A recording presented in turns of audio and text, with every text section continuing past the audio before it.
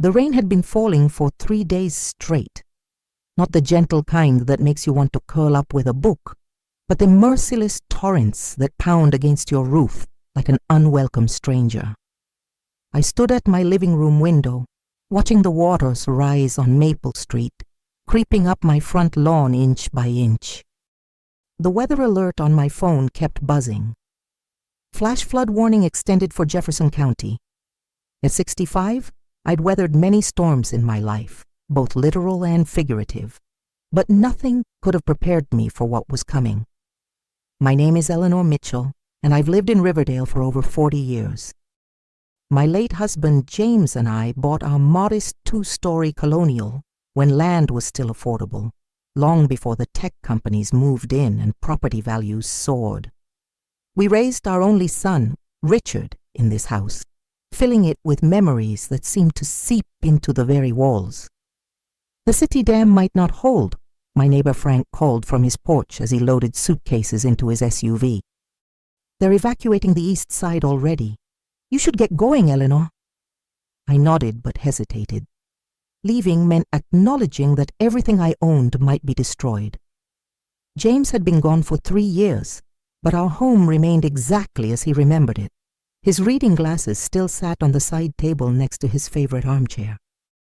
His collection of vintage vinyl records, nearly 2,000 albums meticulously organized, filled the custom shelves he'd built along the living room wall. The garden shed still housed his tools, arranged precisely as he'd left them. Each object held a memory, a moment, a piece of our life together that I wasn't ready to surrender to the rising waters. But as the rain intensified and the flood sirens began to wail across town, I knew I had no choice.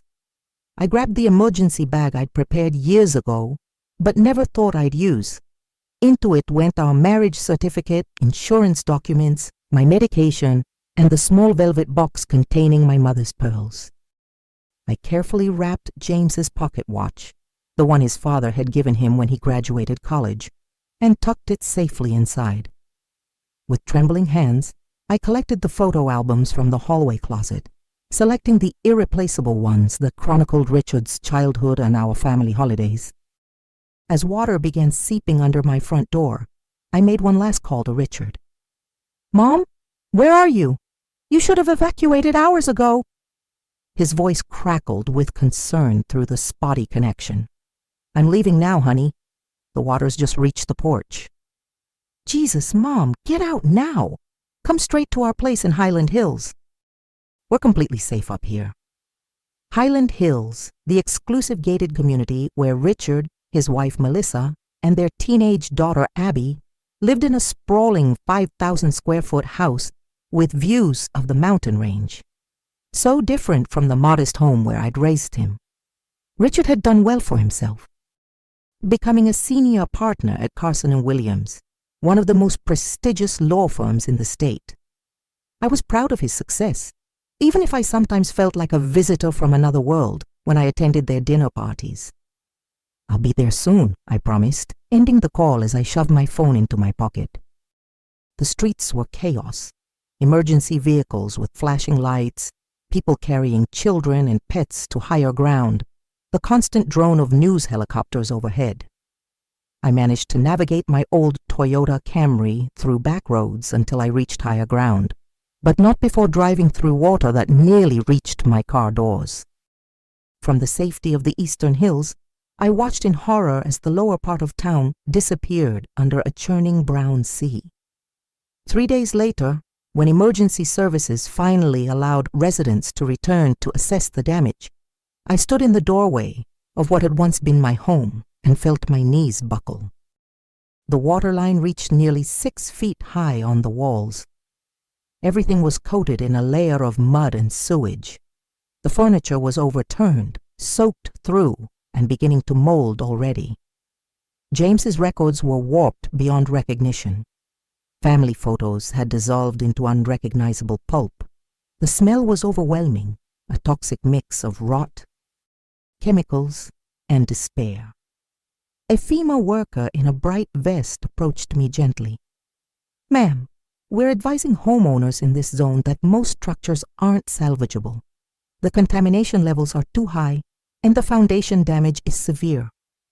I nodded numbly as he handed me pamphlets about disaster relief and temporary housing options. My insurance agent confirmed my worst fears later that afternoon.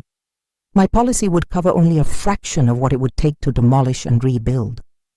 The house I'd paid off 15 years ago, the home that represented my life's work and savings, was essentially worthless now. For 2 weeks, I stayed in a Red Cross shelter at the local high school gymnasium, sleeping on a cot among dozens of other displaced residents. I called Richard daily, but he seemed increasingly distracted, always rushing to end our conversations. "Just dealing with some big cases, Mom. We'll figure something out for you soon." When the shelter announced it would be closing at the end of the month, I finally called Richard with a direct question. "I need to find a place to live, honey.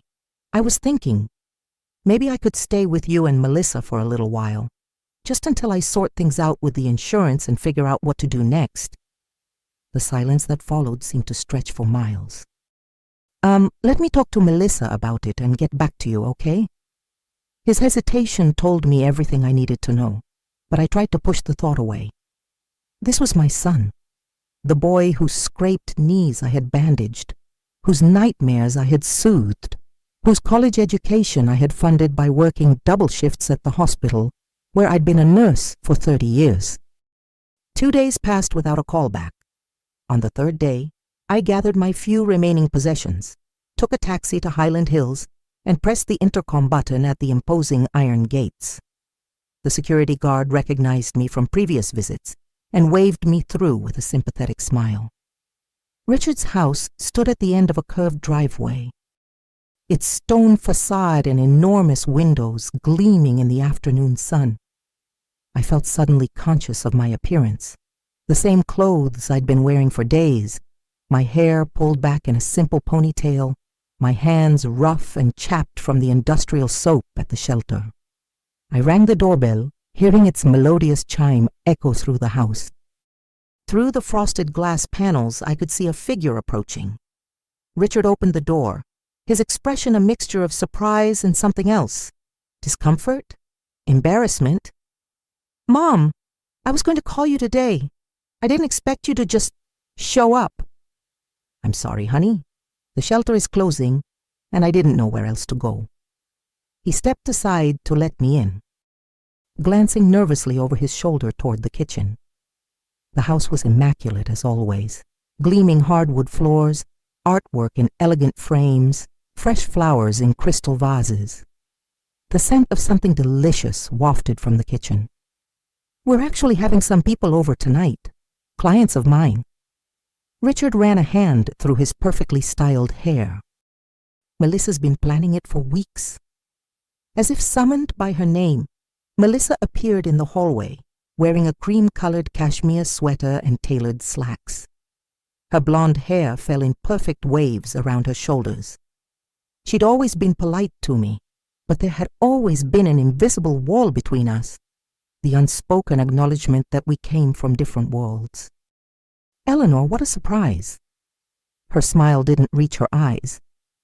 "Richard mentioned you might need a place to stay." "Just temporarily," I said quickly, "until I can figure things out." Richard cleared his throat. "Mom, we've been talking about it, and the thing is—" He exchanged a glance with Melissa. "The guest room is being renovated right now." I looked at him in confusion. I'd been in their guest room just 2 months ago, when I'd stayed for Richard's birthday weekend. It had been perfectly fine, luxurious even, with its queen-sized bed and ensuite bathroom. "We could make up the sofa in my office," he continued. "But with my current caseload, I need to work from home most evenings." The realization washed over me slowly, then all at once. They didn't want me here. Melissa stepped forward.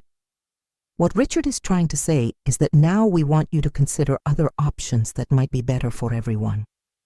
Her voice was gentle but firm. "We've looked into some very nice senior living communities. There's one called Sunset Meadows that has apartments available right now. They have care staff on site if you need help, and activities to keep you busy. I don't need care staff, I said, the words coming out sharper than I intended. I'm not infirm. I just lost my home. Richard had the decency to look uncomfortable. It's not that, Mom. It's just, this is a big adjustment for all of us. And with my work schedule and Melissa's charity commitments and Abby's activities, I stood there in their perfect foyer with my plastic bag of belongings clutched in my hand and felt something inside me crumble. This was my son, my only child, and he was treating me like an inconvenient obligation. We'll help financially, of course, Richard added quickly. We can cover the deposit at Sunset Meadows.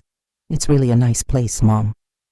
I thought of the insurance money I'd spent putting Richard through college and law school when his scholarships hadn't covered everything. I thought of the loans I'd taken out against my house to help him buy his first condo after graduation. Loans I'd only recently paid off. I see. I struggled to keep my voice steady. And where is Sunset Meadows located? It's about 30 minutes from here, Melissa replied. In Greenfield. Greenfield, a town on the opposite side of the city from Riverdale.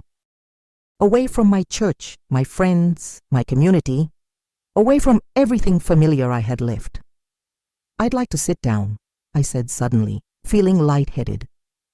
Richard guided me to their formal living room where I sank onto a white suede sofa that probably cost more than 6 months of my pension. Through the floor-to-ceiling windows, I could see their perfectly landscaped backyard, complete with a swimming pool and guest house. Would you like some water, Eleanor? Melissa asked, maintaining her hostess composure. I nodded, and she disappeared into the kitchen. Richard sat across from me, perched on the edge of an armchair, checking his watch surreptitiously. What time are your guests arriving? I asked. Around 7. He looked relieved that I'd changed the subject. It's the Hendersons. He's the CEO of that tech startup I'm representing in the intellectual property case. And the Blakes will be here too. He's on the state Supreme Court now.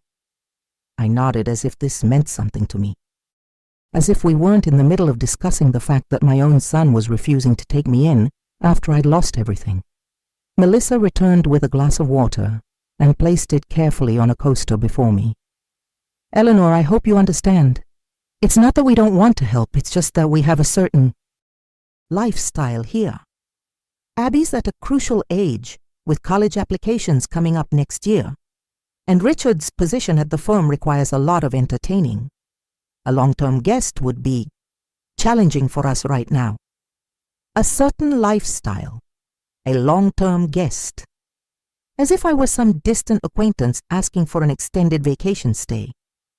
Not a mother who had just lost her home of 40 years. I understand, I said quietly, though I didn't. Not really. From upstairs came the sound of footsteps, and then my granddaughter Abby appeared on the staircase. At 16, she was a striking combination of Richard and Melissa, tall and slender, with her father's dark hair and her mother's delicate features. Grandma? Her face lit up with surprise. I didn't know you were coming. She hurried down the stairs and enveloped me in a hug that momentarily pushed back the coldness that had settled in my chest. Hi, sweetheart. I held her tight, breathing in the scent of her shampoo. Are you staying with us? That would be amazing. You could help me with my history project on the civil rights movement.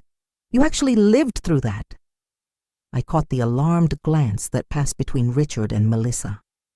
Abby, Melissa said carefully. Grandma's just visiting today.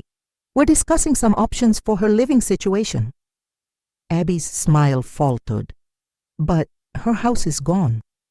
Where's she supposed to go? Out of the mouths of babes. My 16-year-old granddaughter could see what was right in front of her, while my adult son was tangled in excuses and evasions. There are some very nice senior communities, Richard began, but Abby cut him off. You mean like nursing homes? Grandma doesn't need a nursing home. She's not even old. She still goes hiking with her church group. Abby turned to me, her young face indignant on my behalf. You can stay in my room. Grandma, I'll sleep on the pull-out in the den. Abigail, that's enough. Melissa's voice had an edge to it now. This is an adult conversation, and we've already made some decisions. Without even asking Grandma what she wants, Abby challenged. Abby, go to your room, now! Richard rarely used this tone with his daughter, and the shock of it silenced her immediately. She looked at me helplessly, then turned and stormed back up the stairs, her footsteps punctuating her anger. An uncomfortable silence filled the room.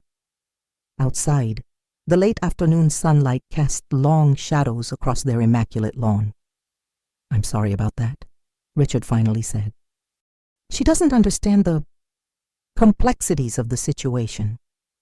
I took a slow sip of water, letting the cool liquid wash down my suddenly tight throat. I think she understands perfectly well, I said quietly. Richard checked his watch again. Mom, we've already called Sunset Meadows. They have a one-bedroom apartment available immediately. It's not large, but it's clean and modern. There's a community dining room, a library, even a small garden where you could plant some flowers. And how much does this apartment cost? I asked. Richard named a figure that was nearly double my monthly pension and Social Security combined. I told you? We'll help with the costs, he added quickly. We can cover the difference. So that was it. They would pay to keep me at a comfortable distance, their obligation fulfilled with a monthly check. I would be tucked away in a senior community 30 minutes away, brought out for occasional Sunday dinners and holidays, then returned to my designated space like a library book. I placed the water glass carefully on the coaster and stood up. Both Richard and Melissa looked startled. I appreciate the offer, I said, surprising myself with how steady my voice sounded. But I think I'll explore some other options first. Mom, be reasonable. Richard stood too, his voice taking on the slightly condescending tone he often used in court when addressing difficult witnesses. You have nowhere else to go right now. The shelter is closing. Your house is uninhabitable. Your insurance payout won't come through for weeks, maybe months. I know my situation better than anyone. Richard, I picked up my plastic bag of belongings. Thank you for the water. I should go now so you can prepare for your dinner party. Melissa shot Richard an alarmed look. You can't just leave, Eleanor. Where will you go tonight? For the first time since I'd arrived, I heard genuine concern in her voice. Not for my well-being, but for their consciences. They couldn't have Richard's homeless mother wandering the streets. What would the neighbors think? I have friends, I said simply, though at that moment I wasn't entirely sure who I would call. Most of my friends from Riverdale were in similar situations, displaced, staying with family or in temporary housing, trying to piece their lives back together. At least let me drive you somewhere, Richard offered, clearly relieved that I was leaving but wanting to maintain the appearance of filial duty. That won't be necessary. I can call a taxi. As I moved toward the door, I caught sight of a photograph on the hall table, Richard and Melissa on their wedding day, with James and me standing proudly beside them. I was wearing a blue dress that James had said brought out my eyes. He had been so handsome that day in his rented tuxedo, so proud of our son. What would James think of this situation?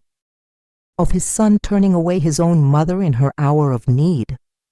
The thought made my chest ache with a fresh wave of grief.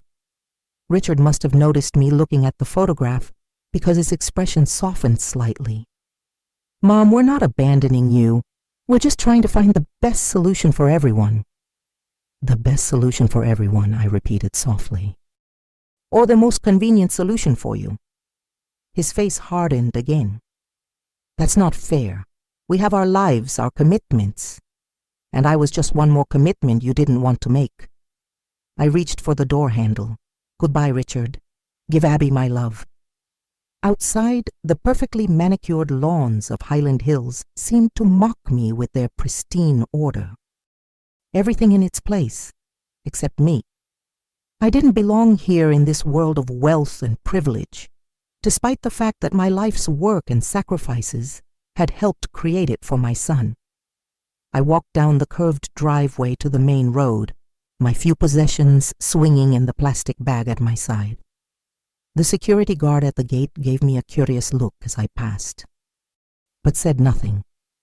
Beyond the gates of Highland Hills, the real world waited, a world where flash floods destroyed homes and lives, where security wasn't guaranteed by iron gates and property values. I found a bench at a bus stop and sat down heavily, pulling out my phone to search for a number I hadn't called in years. Linda Kowalski had been my roommate in nursing school, and though we'd drifted apart over the decades, we'd reconnected at a class reunion 5 years ago. She lived in Millfield, about an hour away, and had mentioned during our last conversation that she'd retired from nursing and was living alone since her divorce. As I dialed her number, I tried to swallow the lump in my throat. Asking for help had never come easily to me. James and I had built our life on self-reliance, on paying our own way, on never being beholden to anyone. And now here I was, homeless at 65, about to beg an old friend for a place to sleep. Linda answered on the third ring. "Hello? Linda, it's Eleanor Mitchell. I'm sorry to call out of the blue like this." "Eleanor, my God, I saw Riverdale on the news. Your house, is it?" "Gone," I confirmed, my voice cracking slightly. "Everything's gone." "Oh, honey, I'm so sorry. Are you staying with Richard?" The question pierced me anew. "No, that's not working out. Linda, I hate to ask, but I need a place to stay for a few days while I figure things out. Just a few days, I promise." Her response was immediate. "Of course you can stay with me, for as long as you need. The guest room's nothing fancy, but it's clean and it's yours." The kindness in her voice nearly undid me. "Thank you," I whispered. "I can take the bus." "Nonsense! I'm coming to get you. Where are you now?" I looked around at the unfamiliar street. "I'm in Highland Hills, near my son's place, at a bus stop on Crescent Drive." "I know where that is. Sit tight, Eleanor. I'll be there in an hour." After we hung up, I sat on the bench and watched as the residents of Highland Hills drove past in their luxury vehicles, barely glancing at the older woman with the plastic bag. The sun was beginning to set, casting long shadows across the manicured lawns and designer homes. In one of those homes, a home I'd never be welcome in again, my son was probably changing into a crisp dress shirt, preparing to entertain people whose approval he valued more than his mother's love. A text message buzzed on my phone. From Abby. "Grandma, I'm so sorry. They're being horrible. I told them so. I'll come visit you wherever you end up. Promise." A small flame of warmth kindled in my chest. At least one member of my family still had a heart. I waited on that bench for 57 minutes, watching the life I'd helped build for my son continue without me. And as Linda's modest Honda Civic finally pulled up to the curb, I made a promise to myself. This wouldn't be the end of my story. Somehow, some way, I would rebuild my life from the ruins the flood had left behind. And I would never, ever forget the day my son looked me in the eye and said, "Now we want you to consider other options." Because in that moment I realized that family isn't always defined by blood. Sometimes it's defined by who shows up when the waters rise and everything you own is swept away.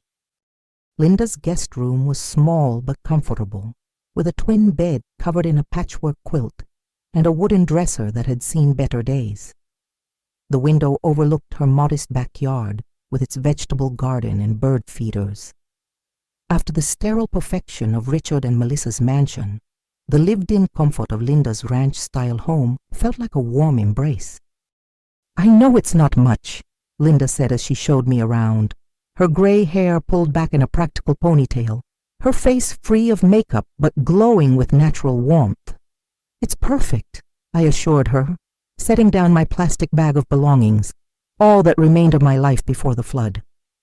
That first night, Over a simple dinner of homemade soup and fresh bread, I told Linda everything about the rising waters that had swallowed my home, about the Red Cross shelter with its rows of cots and communal showers, and finally, about Richard and Melissa's rejection. Those ungrateful little... Linda cut herself off, shaking her head in disgust. After everything you and James did for that boy. I keep thinking I must have done something wrong, I admitted, the words releasing some of the pressure that had built in my chest since leaving Highland Hills. Maybe I failed him somehow as a mother. Eleanor Mitchell. Don't you dare take responsibility for your son's moral failings, Linda said firmly. You were an exceptional mother. Everyone in our class knew it. You worked double shifts to put that boy through college while still making it to every one of his baseball games. James would be rolling in his grave if he could see how Richard's treating you now. The mention of James brought fresh tears to my eyes. He would be so disappointed. He always taught Richard that family comes first, no matter what. Well, clearly those lessons didn't stick once Richard started making 6 figures and married Miss Country Club. Linda refilled my wine glass. So what's your plan now, Ellie? I hadn't been called Ellie in years, not since James passed. The nickname from my youth brought a small smile to my lips despite everything. I don't know, I admitted. My insurance will eventually pay out something, but nowhere near enough to rebuild. The land might be worth selling, but in its current condition... I sighed. And I have some savings, but not enough to buy another house in this market. You're welcome to stay here as long as you need, Linda said. I've been rattling around this place by myself since the divorce. It's nice having company. I appreciate that more than I can say, but I can't impose indefinitely. I took a sip of wine, feeling the warmth spread through my chest. I need to get back on my feet, find a place of my own. You're still licensed as an RN, aren't you? There's always work in nursing. I nodded. My license is current.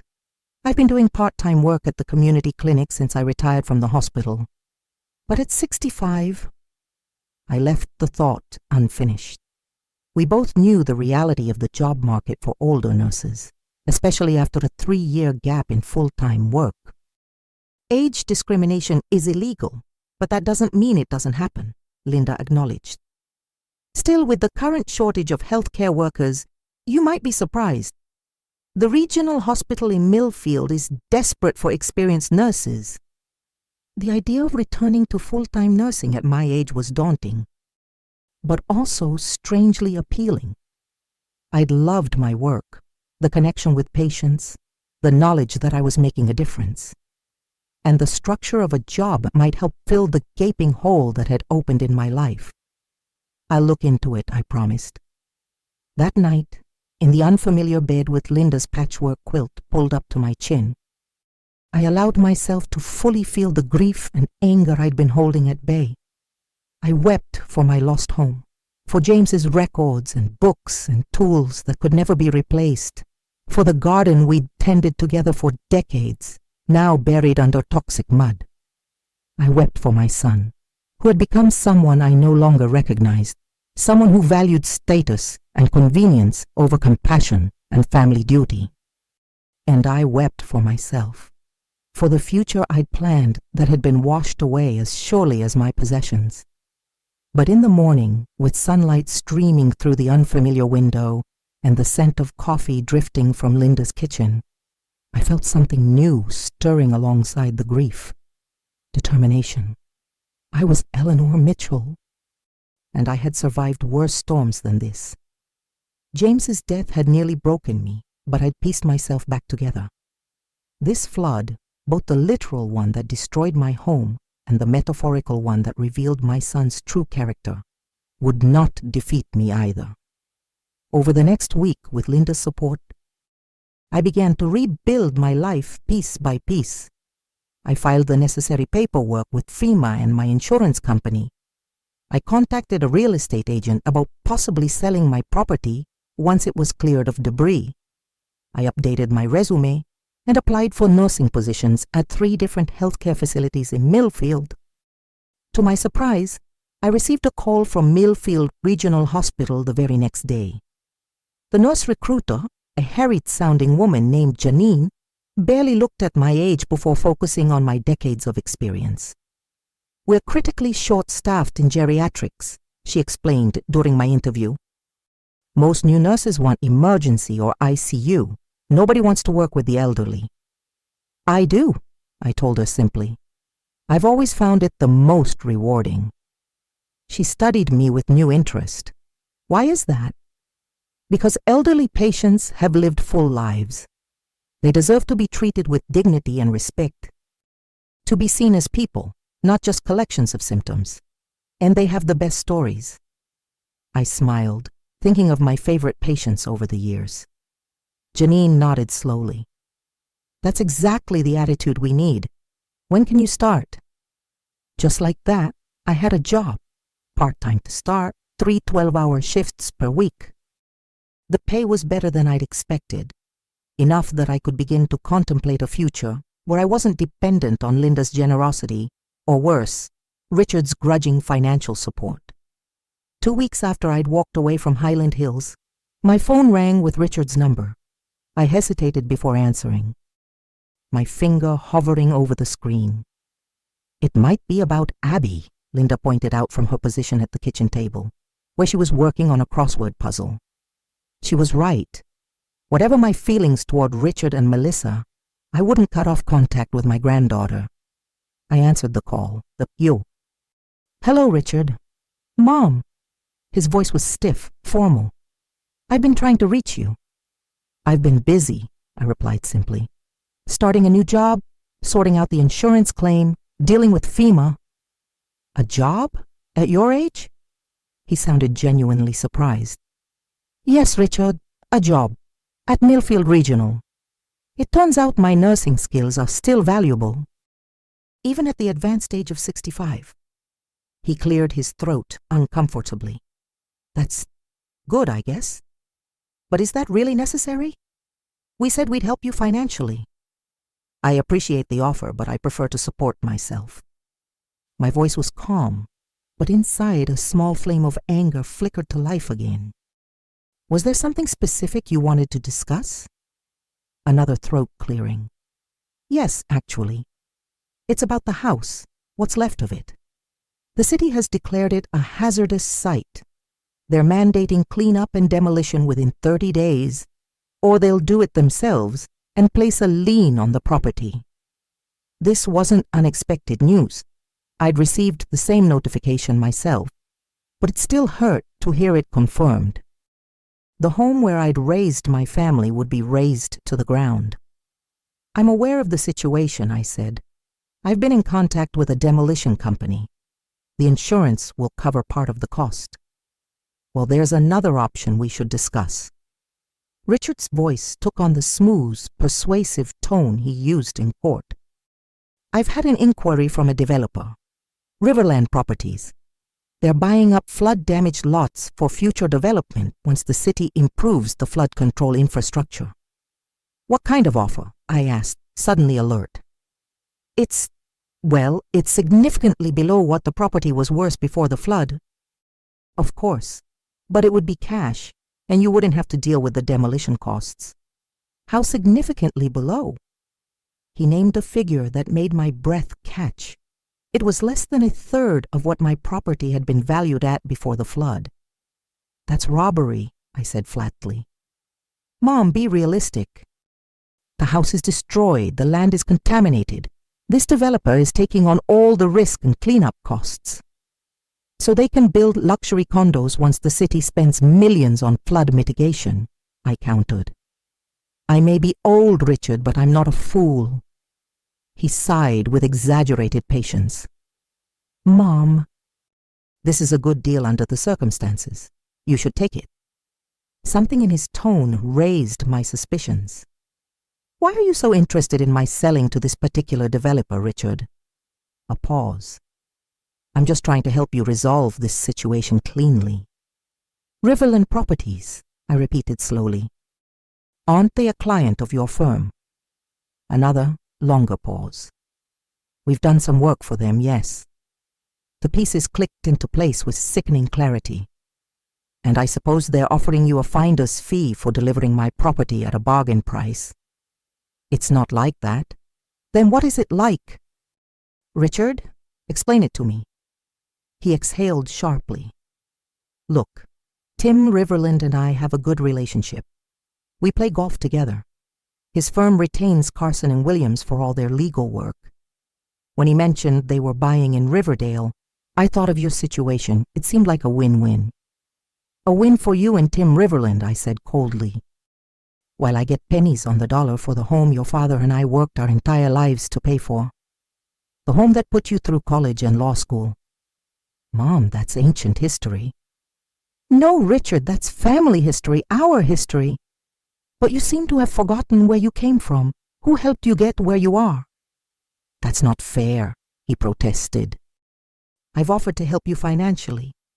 I found you a nice place at Sunset Meadows. So I'd be tucked away out of sight, dependent on your checks, while you profit from selling off what little I have left? My voice was rising now, the anger I'd suppressed for weeks finally breaking through. Is that what your father and I taught you? To take advantage of people when they're at their most vulnerable? You're being irrational, Richard snapped. This is business. It's a reasonable offer given the circumstances. It's not business, Richard. It's my life, my home, and you're trying to profit from its destruction. Fine, reject the offer. Sit on a worthless piece of land. See if I care. His voice had taken on the petulant tone I remembered from his teenage years when he didn't get his way. I'll do exactly that, I said, suddenly calm. And Richard, don't contact me again about business opportunities. If you want to speak to me as a son to his mother, I'll always answer, but I won't be another client you can manipulate for profit.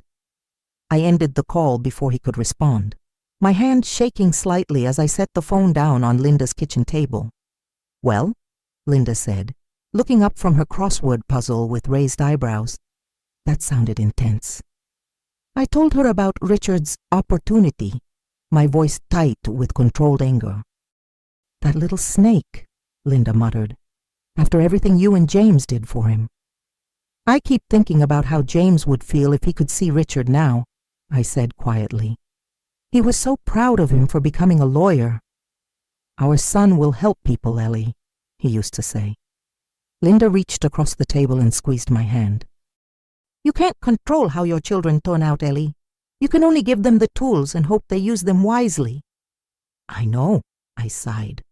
But what do I do now? Richard's right about one thing. The property isn't worth much in its current state. So wait, Linda suggested simply. You have a job. You have a roof over your head for as long as you need it. Time is on your side. And so I waited. I settled into my new routine at Millfield Regional, finding unexpected joy in returning to nursing. My older patients appreciated my patience and experience, and the younger nurses often sought my advice. The physical demands of the job kept me strong, and the mental challenges kept my mind sharp. Meanwhile, the FEMA funds finally came through, enough to cover the demolition of what remained of my house. The insurance settlement arrived next, disappointing but not unexpected. I deposited it in a new account. Separate from the joint account Richard and I had maintained since James's death. It was another small step toward independence. Linda and I fell into an easy rhythm of cohabitation. She worked part-time as a consultant for a nursing education program, so our schedules often complemented each other. We took turns cooking dinner and shared the household chores. On our days off, we explored Millfield together, its parks and museums, its farmers' markets and community events. I began to feel less like a displaced refugee and more like someone building a new life. Abby visited whenever she could convince Richard or Melissa to drive her to Millfield, or when she could catch a ride with friends.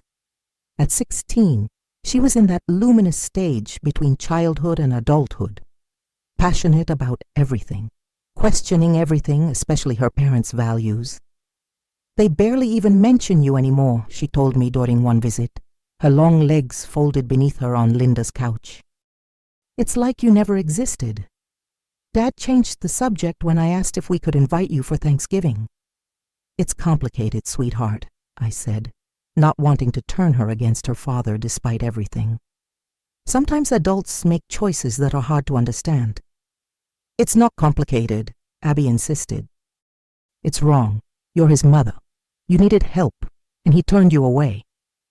Out of the mouths of babes. Again. The important thing is that I'm okay, I assured her. I have a job I love, a place to live, good friends. I've landed on my feet. But despite my brave words to Abby, I still had moments of crushing grief and anger, usually late at night. When the house was quiet and Linda was asleep, I would lie awake thinking of all I had lost, not just my home and possessions, but my illusions about my son and the future I had planned. In those dark hours, I would sometimes allow myself to cry silently into my pillow, mourning the relationship with Richard that seemed beyond repair. 3 months after the flood, my real estate agent called with news. Another developer was interested in my property. Unlike Riverland Properties, this company, New Horizon Development, was offering a significantly better price, nearly 70% of the pre-flood value. They're planning a mixed-use development with affordable housing components, my agent explained. That qualifies them for certain tax incentives so they can afford to pay more for the land. I discussed the offer with Linda and decided to accept it. The sale closed quickly, and suddenly I found myself with a substantial sum in my bank account. Not enough to buy another house outright in the current market, but enough for a sizable down payment. So what now? Linda asked as we celebrated the sale with a bottle of wine on her back patio. Are you going to look for a place in Millfield? I swirled the wine in my glass, watching the autumn sunset paint the sky in shades of amber and gold. Actually, I've been thinking about something else entirely. I told her about a property I'd noticed during my drives around Millfield, a small coffee shop with an attached apartment, currently for sale. The business had been struggling since the pandemic, but the location was good, near the hospital and several medical offices. A coffee shop? Linda looked skeptical. Ellie, you've never worked in food service. No, but I make a mean cup of coffee, according to my nursing colleagues. And I've always loved baking. It was true. In another life, I might have become a pastry chef instead of a nurse. The apartment upstairs is small but perfect for me, and I like the idea of creating a warm, welcoming space for people to gather. Linda studied me for a moment, then slowly smiled. You know what? I can actually see it. Eleanor Mitchell, coffee shop owner, has a nice ring to it. I'd keep my nursing job part-time, at least initially, I added. But at my age, having something of my own, something I can build, it appeals to me. 2 weeks later, after consulting with a business attorney, pointedly not from Richard's firm, and a small business advisor from the local community college, I made an offer on Riverside Coffee. To my delight, it was accepted. The previous owners, an older couple ready to retire, spent a week training me on the equipment and introducing me to their regular customers. The business came with all the fixtures and equipment, though much of it needed updating. The apartment upstairs was small but charming, with high ceilings and large windows that filled the space with light. I gave Linda a month's notice, though she insisted I could stay longer if needed. This place will feel empty without you, she said, surprising us both with tears in her eyes. Who am I going to do the Sunday crossword with? I'll only be across town, I reminded her. And you'll have a standing invitation for free coffee and pastries whenever you want them. Moving into the apartment above Riverside Coffee felt like crossing a threshold into a new chapter of my life. I furnished it simply with second-hand finds and a few treasured pieces Linda insisted I take from her guest room. Consider it rent I owe you for all the meals you cooked, she said firmly. The first morning I opened the coffee shop under new ownership, I felt a flutter of nerves in my stomach. What if no one came? What if I'd made a terrible mistake, investing my insurance money and home proceeds in a failing business? But people did come. Hospital staff getting off the night shift, office workers on their way in, retirees seeking conversation and connection. I learned their names and their usual orders. I experimented with new pastry recipes in the tiny kitchen, filling the shop with the scent of cinnamon and vanilla. The work was physically demanding, especially combined with my part-time nursing shifts, but it energized rather than exhausted me. For the first time since the flood, I felt like I was building something rather than just surviving. 6 months after I'd knocked on Richard's door with everything I owned in a plastic bag, Abby called me with news. "Dad and Melissa are getting divorced," she blurted out as soon as I answered. I sat down heavily on a stool behind the coffee shop counter, grateful that the morning rush was over. "What happened?" "Dad's been having an affair with some paralegal at his firm," Abby said, her voice tight with anger. "Mom found texts on his phone. It's been going on for over a year." The revelation shouldn't have surprised me, given what I now knew about Richard's character, but it still sent a shock through me. "Oh, Abby, I'm so sorry. How are you holding up?" "I'm staying with Mom at Aunt Claire's place for now." "Dad's still at the house, but Mom says she's going to take him for everything in the divorce." There was a vicious satisfaction in Abby's voice that worried me. "Sweetheart, I know you're angry, and you have every right to be, but try not to let this embitter you. How can you defend him after how he treated you?" "I'm not defending him," I said carefully. "But I'm still his mother, and you're still his daughter. These relationships are complicated, but they're permanent." Abby was silent for a moment. "He keeps trying to call me, but I don't want to talk to him."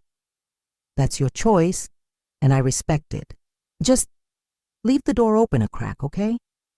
People can surprise you, sometimes in bad ways, but sometimes in good ways too." After we hung up, I stood at the coffee shop window, watching people pass by on the street outside, hurrying to appointments, walking dogs, pushing strollers, living their lives. I thought about Richard, alone in that big house in Highland Hills, his carefully constructed perfect life crumbling around him. I should have felt vindicated. Here was karma in action, my son reaping what he'd sown. But all I felt was sadness. Sadness for Abby, caught in the crossfire of adult failures. Sadness for Melissa, betrayed by the man she'd built a life with. And yes, sadness for Richard, who had lost his way so completely that he'd sacrificed the things that truly mattered: integrity, loyalty, family, on the altar of success and status. 2 days later, to my shock, Richard appeared at Riverside Coffee shortly before closing time. I was wiping down tables, preparing to lock up, when the bell above the door jingled and he walked in, looking oddly diminished in his expensive suit. "Mom," he said, stopping just inside the door. "Richard," I acknowledged, continuing to wipe the table in front of me. "What brings you to Millfield?"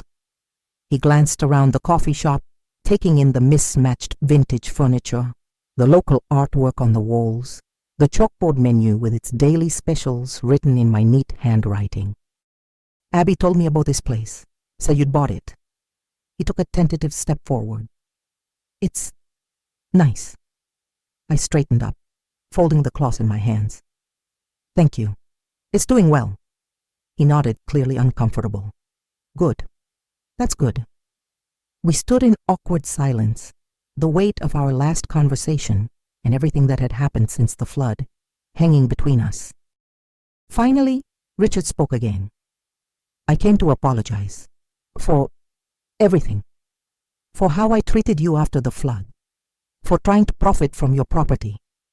He swallowed hard. I was wrong, inexcusably wrong. I studied my son's face. He looked tired, with new lines around his eyes and mouth that hadn't been there 6 months ago. His recent troubles had left their mark. "Why now, Richard?" I asked quietly. "Is it because your life is falling apart, and suddenly you remember you have a mother?" He flinched at my directness. I deserve that. But no, it's not just because of the divorce, though that has clarified some things for me. What things? He gestured vaguely. Values, priorities, what really matters. He met my eyes directly for the first time. Abby refuses to speak to me. She says she's ashamed to be my daughter after how I treated you. I'm sorry to hear that. I've encouraged her to keep the door open. Surprise flickered across his face. You have? You're her father. Richard, whatever has happened between you and me, that hasn't changed. He nodded slowly, absorbing this. Thank you for that. Though I'm not sure I deserve your advocacy. It's not about what you deserve. It's about what Abby needs. She needs her father, flawed as he may be. Richard's eyes filled with tears, something I hadn't seen since he was a child. I've made such a mess of everything, Mom. My marriage, my relationship with Abby, with you. I felt my resolve softening despite myself. This was still my son. The baby I'd nursed, the boy I'd raised, the man I'd sacrificed for. His moral failings didn't erase our history, or the love I would always feel for him. Complicated as it now was. Would you like some coffee? I offered, gesturing to a table. I was about to close up, but I can make a fresh pot. Relief washed over his face. I'd like that very much. Over coffee and the day's leftover blueberry scones, Richard told me about the implosion of his life. His affair with the paralegal had been discovered not just by Melissa, but by the senior partners at his firm, creating a potential sexual harassment liability. He was on probation at work, living alone in the Highland Hills house, while Melissa and her attorneys prepared to take him to court. I'm not looking for sympathy, he hastened to add. I know I brought this on myself. I've been doing a lot of thinking about how I got here, the choices I made, the person I became. I listened without interrupting, seeing glimpses of the thoughtful boy I'd raised beneath the slick lawyer exterior. I didn't recognize myself anymore, Richard continued. When did I become someone who would turn his own mother away after she lost everything? Who would try to profit from her misfortune? Who would betray his wife, risk his career, disappoint his daughter? He shook his head in genuine bewilderment. That's not who Dad raised me to be. No, I agreed softly. It's not. I don't expect forgiveness, Mom. I just wanted you to know that I see now how wrong I was, and I'm sorry, truly sorry for the pain I caused you. I considered my son across the table, this flawed, struggling human being who had lost his way, but who might, just might, find it again. Apology accepted, Richard, I said finally, but rebuilding trust will take time. I understand. He hesitated, then asked, would it be okay if I came by again sometime? Maybe bring Abby if she's willing. I'd like that, I said, surprised to find that I meant it.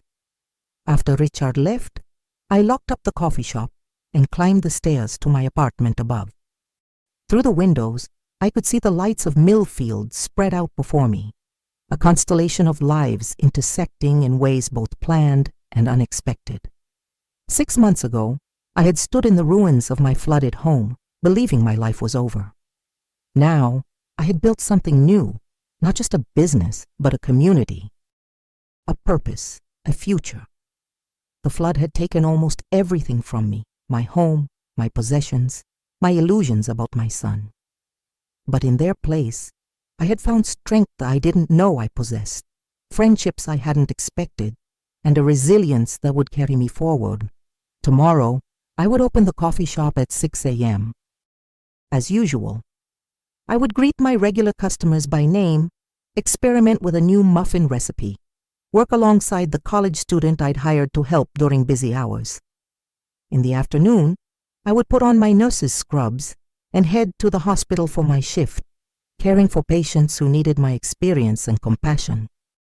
This wasn't the life I had planned, but as I stood at my window, watching the lights of my new hometown twinkle in the darkness, I realized it was a life worth living, a life I had built from the ruins the flood had left behind.